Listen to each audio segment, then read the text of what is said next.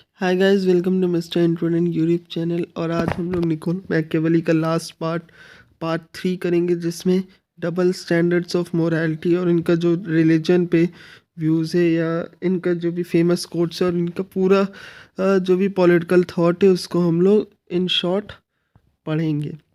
तो चलिए स्टार्ट करते हैं।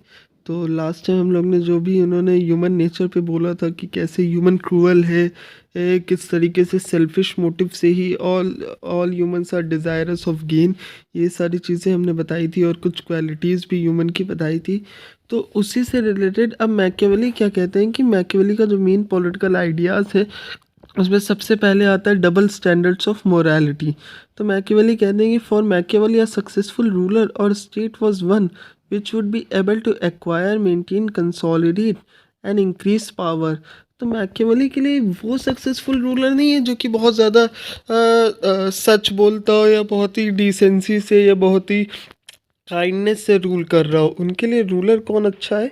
जो कि ज़्यादा से ज़्यादा टेरिटरी को एक्वायर कर पा रहा हो, या ज़्यादा से ज़्यादा टेरिटरी को अपने अंडर, अपने कंट्रोल में ला पा रहा हो। और जिस मतलब उनका कहने का सेंस है कि ज़्यादा से ज़्यादा जिसके पास पावर हो, वो रूलर उनकी नज़रों में ज़्यादा सक्सेसफुल है। The survival and preservation of the Commonwealth was is fundamental concern. इनका जो फंडामेंटल कंसर्न क्या है, वो क्या है कि कॉमनवेल्थ जो है वो सर्वाइव करे और प्रिजर्व रहे।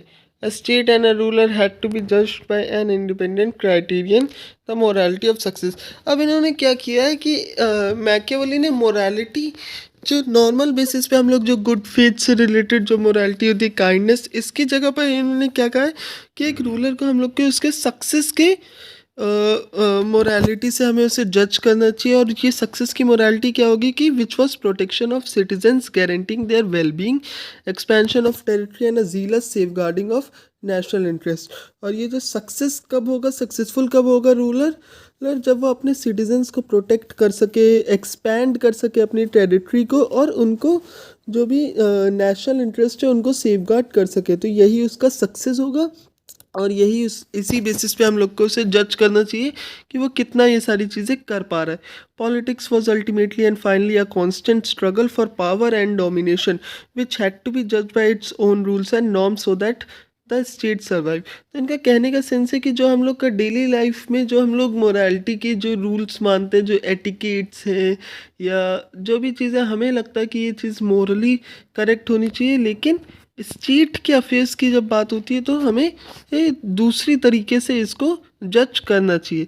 मैकियावेली ने क्या किया है, प्राइवेट और पब्लिक स्फेयर, दो अलग अलग स्फेयर्स में बांटा है मोरालिटी को। प्राइवेट स्फेयर में क्या कहते हैं ये कि जब प्राइवेट डीलिंग कोई रूलर कर रहा है, यानी अपना खुद का उसका आचरण कैसा होना चाहिए, वो ट्रूथफुल होना चाहिए, सिंप्लिसिटी होनी चाहिए, प्योरिटी, लॉयल्टी और ट्रस्ट, सब कुछ उसके खुद के आचरण में होना चाहिए। लेकिन जब भी वो पब्लिक स्फेयर में है, या फिर कोई भी पब्लिक डीलिंग कर रहा है, या ऐसी कोई चीज़ कर रहा है जिससे पूरे स्टेट को इफेक्ट हो, या फिर जो भी उसके सिटीजन से उस पर इफेक्ट आए, तो उसे क्या करना चाहिए, उसको मोरल वैल्यूज़ पे उतना ध्यान नहीं देना चाहिए। ठीक। नेक्स्ट हम लोग आ जाते हैं, in politics fair was foul and foul was fair. ये मैकियावेली का बहुत ही ज़्यादा फेमस कोट है। इसको आप लोग अपने उसमें लिख सकते हैं आंसर्स में। This will make you answer more effective. He emphasized that an individual adhered to these values, whereas statement could be flexible as far as the conduct of state affairs was concerned, but not in his private dealings। ये क्या कहा कि जो एक individual है, या जो एक नॉर्मल सिटीजन है, उसको तो मोरल वैल्यूज़ हमेशा फॉलो करनी ही चाहिए, बट जो रूलर है वो इसमें फ्लेक्सिबल हो सकता है। लाइक प्राइवेट डीलिंग्स में उसे करना चाहिए, और पब्लिक डीलिंग्स में उसे नहीं करना चाहिए। अच्छा, उसके बाद इन्होंने फिर से मोरालिटी को जो है वो दो कैटेगरीज में डिवाइड किया है कि मोरालिटी कैसे बदलती है। ठीक है, इन्होंने चेंजिंग रोल ऑफ मोरालिटी को बताया दो कैटेगरीज में। जब क्या है, जब स्टेट में स्टेबिलिटी है, जब सब कुछ अच्छा अच्छा चल रहा है, तो स्टेट में क्या होना चाहिए, हाई मोरल स्टैंडर्ड होना चाहिए, कंपैशन यानी दया होनी चाहिए, ये गुड फेथ होना चाहिए, ट्रस्टवर्दीनेस और ऑनेस्टी। लेकिन जब चाओस चल रहा है या फिर स्ट्राइफ है या डिसऑर्डर है या किसी तरीके की कोई एक्सटर्नल एग्रेशन हो रहा है या कुछ भी हो रहा है, तो उस टाइम पे क्या है कि पावर को डिवाइन है। और इस टाइम पे हम लोग अगर मोरालिटी की बात करेंगे कि क्या सही है, लोगों को मारना सही है कि गलत है, अगर इस पर जाएंगे तो उस हिसाब से क्या हो जाएगा कि ये काफ़ी ज़्यादा और चीज़ें ख़राब होती रहेंगी। तो thinking of God's will was absurd इनके हिसाब से, मैकियावेली के हिसाब से। अब देखिए सेकंड पार्ट इनका जो पॉलिटिकल थॉट का आता है वो है हम लोग का Machiavelli on religion and politics. Religion और पॉलिटिक्स के बारे में भी मैकियावेली ने एक काफ़ी चीज़ें बोली कि रिलीजन का कैसे हम लोग यूज़ करके पॉलिटिक्स या अपनी पावर को इंक्रीज कर सकते हैं। In the Prince and the discourses Machiavelli discusses the employment of all sets of violence, cruelty and bad faith। ठीक, इन्होंने सभी तरीके का जो भी वायलेंस हो गया, क्रूएल्टी हो गया या बैड फेथ का यूज़ करने का इन्होंने डिस्कस किया है। क्यों? ताकि उनका स्टेट की ऑटोनॉमी बनी रहे, उनका स्टेट हमेशा सुरक्षित रहे। At one place is for example he says that while it is most praiseworthy for a prince to be good, nevertheless, as one who wishes to maintain his authority must be ready to lay aside his goodness at any moment। कहने का sense क्या है कि ये बहुत अच्छी बात होगी कि अगर कोई रूलर बहुत अच्छा है, काइंड है, कंपैशनेट है, लेकिन यही क्या हो सकती है, एक तरीके से रूलर की कोई कमी हो सकती है या कमज़ोरी हो सकती है। उसका अच्छा होना, ज़्यादा अच्छा अगर वो है तो वो एक तरीके से कमज़ोर रूलर है।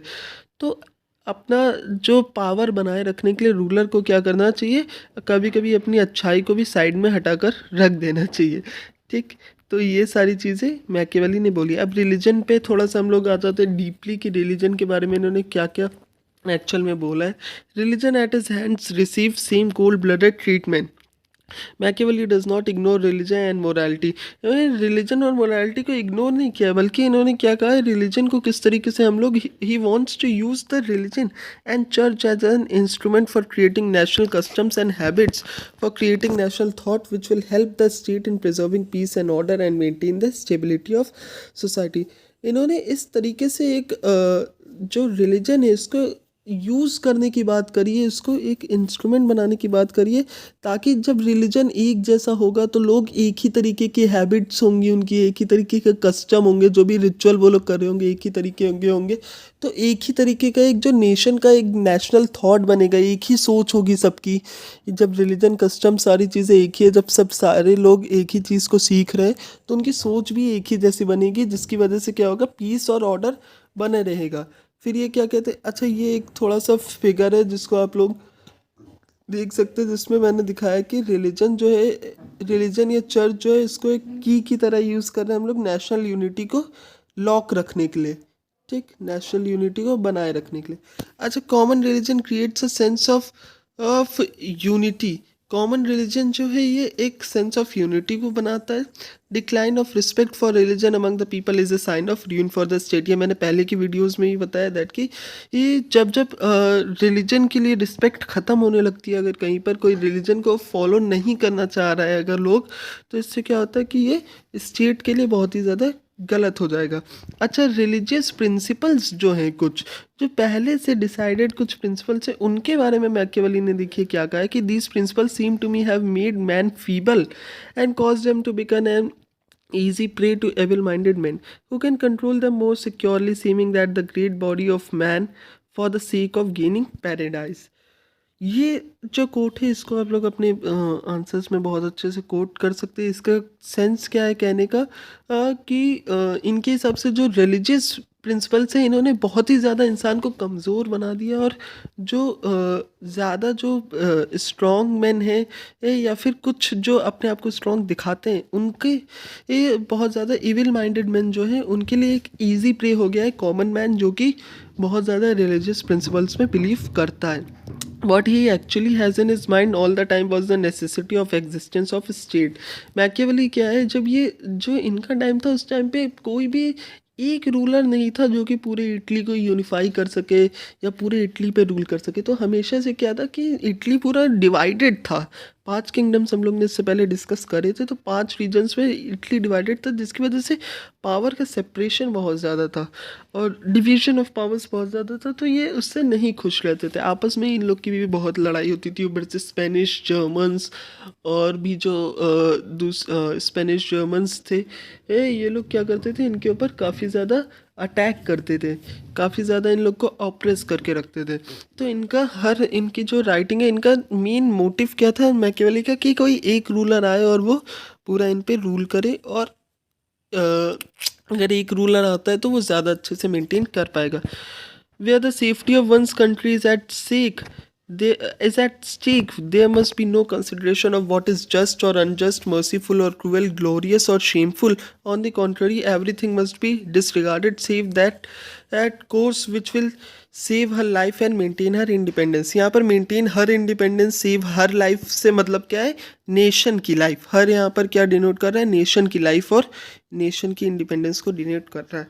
तो मैकियावेली क्या कह रहे हैं कि जब भी कंट्री का सेफ्टी की बात आती है तो क्या सही है, क्या गलत है, क्या मर्सीफुल है, क्या क्रूअल है, या फिर क्या बहुत ज़्यादा ग्लोरियस है, सम्मान जनक है, या क्या शेमफुल है, अपमानजनक है।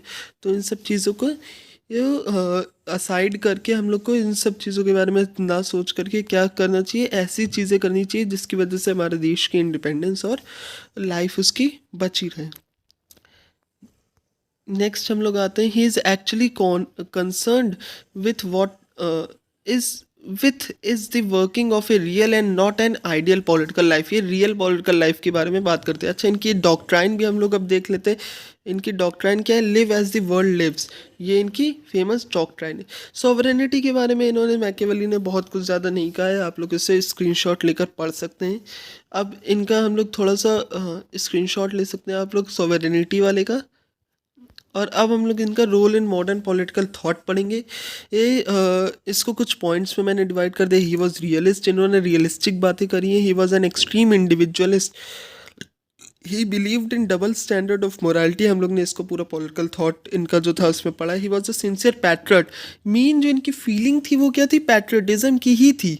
ये ऐसा नहीं था कि ये बहुत ज़्यादा क्रूअल और इन सब चीज़ों को सपोर्ट कर रहे थे, तो ये पैट्रियट नहीं थे, नहीं, ये पैट्रियटिज्म की ही वजह से ये चाहते थे कि कोई इनका जो स्टेट है वो किसी एक रूलर के अंडर में आ जाए और सारी चीज़ें अच्छी हो इनके स्टेट में, कोई दूसरे देश के लोग इनको ऑप्रेस ना कर पाए। He was the father of modern political theory who introduce new possibilities in. अच्छा, इनको मॉडर्न पॉलिटिकल थ्योरी का फादर भी कहा जाता है, very important point.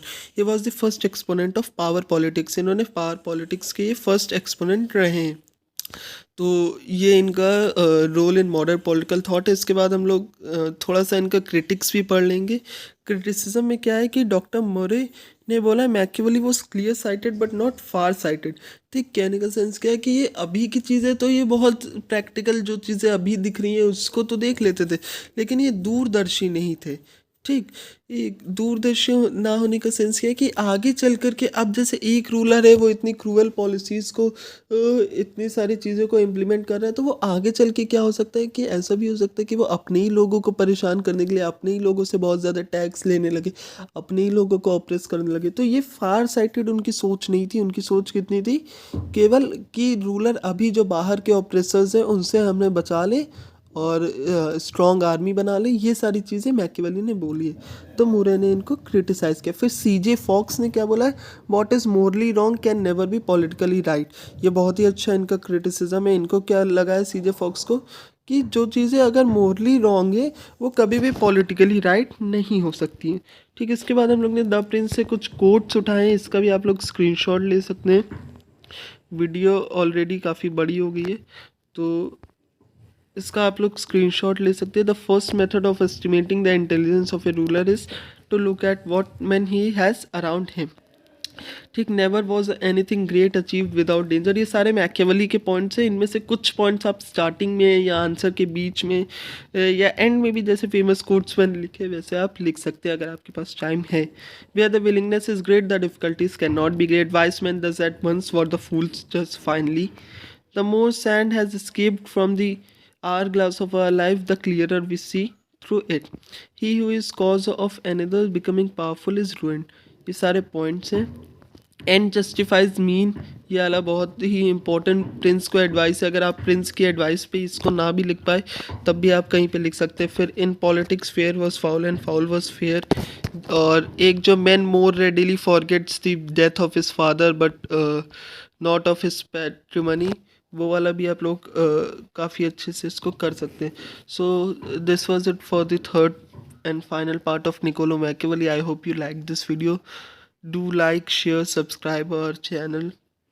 Thank you.